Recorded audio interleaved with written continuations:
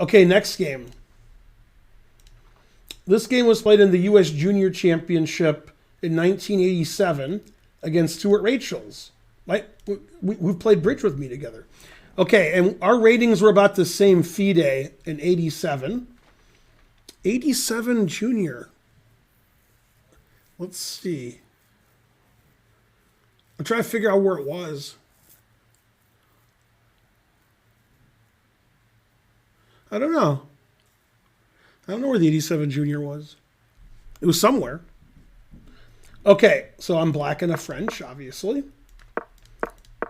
And I played knight f6 this time instead of knight c6. What's funny is my mainstay when I played the French as a teenager was I played c5. So it's funny that I showed you a game where I played knight c6, which I also played a lot, and knight f6, which I rarely played. Okay, and we played like one of the main lines. And earlier I had learned this line where you play f6 and g5. That seemed pretty cool to me. So I did that, f6 and g5. This was introduced to me, I think, by Danny Edelman, who was another person who played in a lot of juniors with me. The engine says it's bad. It says f6 here, terrible. I don't really like bishop b4 check now, but okay, this is an 87. He took on f6, the engine agrees. I played g4, the engine agrees. Knight e5. These are all the engine moves.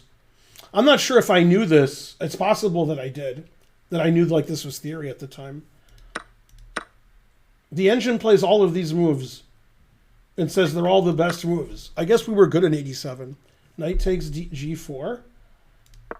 b6, the first non-engine move. I want to play bishop b7 and harass him. But the engine wants me to castle and take that f-pawn back. Okay, knight e5 is the engine move. Bishop b7 is the engine move. Right? Man, he plays all engine moves. No wonder he was tied for the U.S. Championship. Damn. Knight takes f3. Every move he played is #1 engine move now. Man, Stuart Rachel's was good. Rook c8 the engine does not like.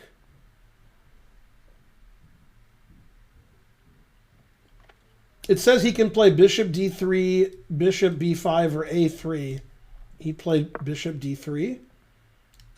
I took on f6. It says he's like 0.8 better here. Bishop e3. I castled. Bishop d4. It really likes the way he's playing this game. Knight e4 is the best move. I wonder if I was better in now or in 87. I guess in 87 I was better. So I'm so bad now. Rook a c1. Bishop c5. Yeah, this is a pretty high-level game. I'm surprised that I played so well. I'm not surprised Stuart played well. Rook h e1, the first engine move again. Rook takes c8. It prefers knight takes d4 right away. It actually wants me to take with the bishop. Oh, which I did do, because my e-pawn is weak.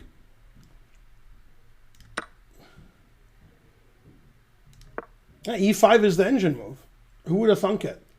So Stuart Rachel's is notorious for getting into time trouble. So since this is move 26, and the time control was probably like 40 moves in 2 hours, he's probably in time trouble already. But so far, we're both playing great. It doesn't like his rook takes c8 move very much. It likes my e5. The idea is if he takes this, I play rook f2 check, and I have enough counterplay to probably draw. Probably. He played bishop takes e4, which is a mistake. Now I can draw. D takes e4. He took on e5. He's up a pawn. And I played rook d8. That's the right move. The problem is, if he plays rook d1, he's pinned, and then bishop g4 probably wins for me. And if he plays rook takes e4 to defend his knight, bishop b7 pins. If he moves his knight, here comes my rook. So it says knight e2 or knight b3 are okay. He played knight b3. That's fine. This says king here is equal. Bishop here is equal. I wanted to win my pawn back, so I played here. Again, he can't take on e4 because I played bishop b7. King f2, rook e5, knight d4. It says king e3 is a little better for him. Bishop b7, king e3, just better for white. Instead of playing rook here and takes, I should just move my king up the board. That was bad. Rook c5, rook e2, rook c1, rook c2. Trading rooks is just a lost endgame for me because I can't save my e-pawn. So I played check, which is correct. King f4, check. And now he made a bad move. He can play king e3 or king g5. He ended up playing king e5. And now I'm probably drawing after e3. And now he blundered. And this is move 36. So he's definitely in just terrible time trouble. Now what's funny is there's two ways to play in time trouble. You can say, I don't care I'm in time trouble. I'm going to play the best move, which may or may not work out for you. Or you can say, I'm in time trouble. I'm going to play the safe move. Often, when you play the safe move in time trouble and not the correct move, that throws away your advantage. Unfortunately for Stuart, this is not one of those positions. The safe move is also the correct move, and that is rook e2. And after rook e2, he has a big advantage because I'll play rook f2. He'll take my pawn. I'll take one of his pawns. And his king is just way better than mine. Way better. But he probably thought that would be a draw.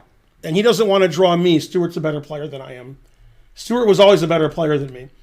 And he played rook c7, which leads to a lost position. Now this pawn is too strong. So his king was blocking my pawn. His knight was blocking it, and his rook was blocking it. He moved his king away. He moved his rook away. And now only his knight stops my pawn. And I have bishop a6, and you can't stop e2. So now he realized, like if he takes on a7, I play e2. Then if he takes on e2, I take his knight. So he played rook c2, but it's too late to compromise. And now I win simply by playing e2 anyway. Rook c2 doesn't do it. And then rook e1, and I win a piece. He gets a pawn or two, but we're getting out of time trouble now, so I have enough time to win. He's not threatening me because my bishop is stopping that. But I checked him away anyway, which is the correct move.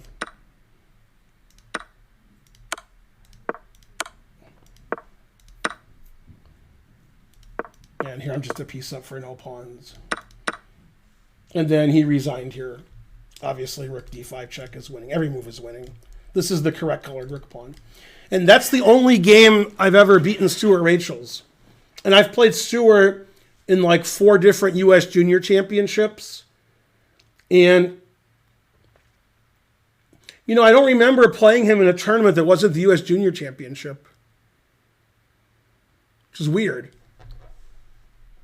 I think I've only played him in U.S. junior championships. We're exactly the same age. He's 20 days younger than me. And he was always about 100 points higher, approximately. Our FIDE ratings were the same here. But he was always 50 to 100 points higher than me, USCF. He was like the top 12-year-old in the country, top 13, top 14. And I was like number 3 or something. So we were sort of rivals, but he was ahead in the rivalry. And he ended up tying for first in the U.S. championship. I think it was in 93. And he never became a grandmaster because he quit chess. As soon as he got into grad school, he basically stopped playing. And he got a PhD in philosophy. And he's been a professor at Alabama for years. Many years. And for more information, talk to Chess Lad. Stuart's dad was a famous philosopher, had a lot of things published and toured the country and stuff. And his name was James Rachels. You can look up his dad, James Rachel's. And my dad actually got a degree in philosophy, so the couple of times that they saw each other, they spoke. Because Stuart knows all of my dad's philosophy professors from the 50s and 60s. Mainly the 50s. But a little bit of the 60s, I guess. My dad was born in 37. So that was one of my better games in the French, because it was a U.S. Junior Championship against a better player. And the game was pretty good. I was worse most of the game, and then in time trouble, he blundered with rook c7 and then rook c2 and ended up losing.